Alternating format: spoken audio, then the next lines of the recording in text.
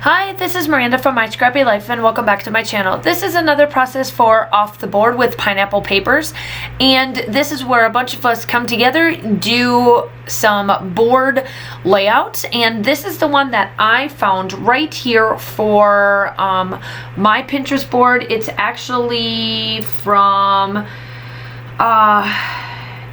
I got it from scrapbook.com, but it's Terry, and I'll link the Pinterest board. But if you click on the link and then click on it, you can actually bring it up from scrapbook.com, and then she gives like a big old full like conversation about it. And what collection that they're using is the honeycomb collection that she has, but all I have left, I actually kind of followed it like by product and all of this stuff on there. And what I am doing is that I took one of the papers and I fussy cut out one of the banners that they had. It was like in two spots, and I've already used one of them and I left the other one in there for me to fussy cut, and then I cut it out now for this one. And I am using Amy Tan's watercolor collection, and it matches pretty well with this. So I'm adding quite a bit of water, quite a bit of this. I use gesso. I always get comments, and I think that anybody of us that do mixed media, they always ask, how do you get your colors so vibrant, or how can you work with these colors? How are you getting them to spread the way they are? How do you get them to look? And it's because of gesso. I have two staples in my house, and the two staples that I use, or my craft room I should say, the two staples that I use is clear gesso and white gesso. Clear gesso always goes on my white paper, because the gesso, the white gesso, if you use white gesso, it gives a odd color tone to it that if you do not coat all of the gesso on that white paper, you will see a difference when you take your photograph, or you're looking at it and then you'll be mad and frustrated and all of this. The clear gesso is what I strictly use on the white, because I don't want the white to change. And I always use the Whisper white collection, white paper from Close to My Heart. It is not because I am a consultant for Close to My Heart.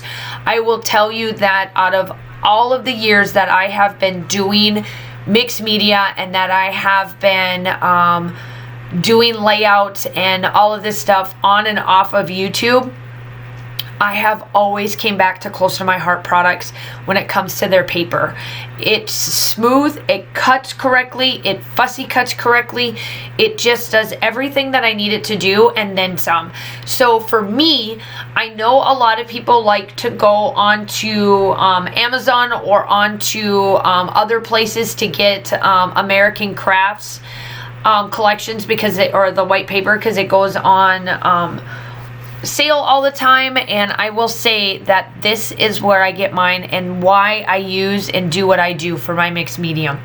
So ultimately, with all of that being said, I did put a bunch of these little strips and everything that you see right here on the back of it, because I want to put it up and give some dimension. The photographs are of my daughter and my next door neighbor Mia. This was during COVID. I am almost done with all of my quarantine photos, that, or at least what I feel like that I'm going to probably put in the put in the quarantine books and say, yep, this is part of the quarantine. After that, it's just going to be, you know what, it's part of the world at this point. But I wanted some of my layouts to be separated, because I know for a fact that things are going to change and we'll go back to normal. We'll go back to whatever that reality is, and things will be the way it is, and it is what it is. So ultimately, at the end of the day, these two girls did fantastic during COVID. They did an amazing job. They talked almost daily. They've had their moments, but that's with anybody, and I have to say that these two are very resilient and pretty much played almost on a daily. We ended up purchasing between Mia's mom and I, we would purchase a lot of the same stuff so that both of them would not get mad or frustrated because one person had one thing and the other one didn't, and they played really well. Their imagination is unreal, and their imagination is still that same way, still to this day. They will still play with that fence between each other, and one will be in one pool, the other one will be in another pool, and they're just talking away. When I purchased our Google, we use Google in our household, so I have Google Nest and everything else to go with Google Nest, and they'll turn the music on and they'll play it just loud enough for both of them to hear, and they'll sing away to Kids Bop, you name it. So they have done fantastic throughout this. So this is what the one photo is where it started, and then both Tina and I were like, you know what?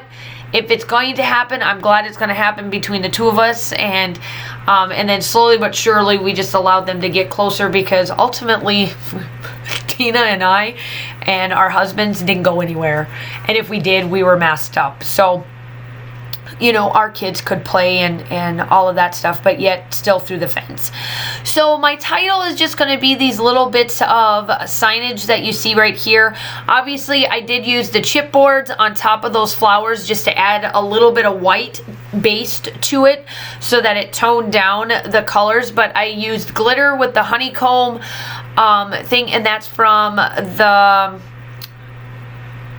Crafters Workshop. It's still available. Just type in honeycomb or go to their webpage and you'll find it. But I did put one, Days Like This Makes Life Sweet. And then the other one that I'm fussy cutting right here is The Best Day Is Today. And I thought that was perfect because ultimately these kids did fantastic. And I just wanted to add all these just little bits and bobs to it. And I just love this. Terry's inspiration was awesome.